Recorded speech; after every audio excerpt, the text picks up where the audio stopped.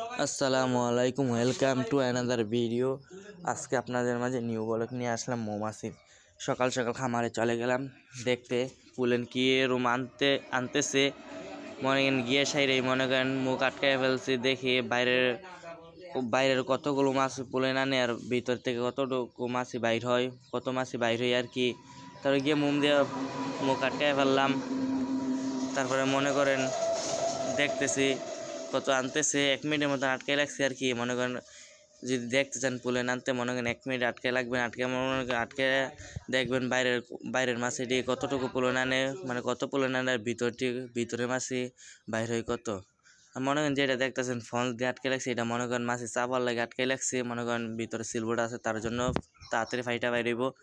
মনে করেন এটা মোম দিয়ে আটকে লাগছি, তো 1 মিনিটের মতো আটকে লাগছি। তারপর দেখবেন খুলে দিমু কেমন মাছি বাইরে হয় আর কেমন মাছি পুলেন নিয়ে ভিতরে যায়, সেটা দেখার জন্য থাকেন।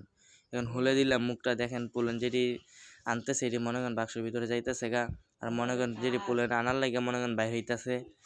দেখেন, দেখে আপনাদের কাছে ভালো লাগলে ভিডিওটা শেয়ার করে দেবেন।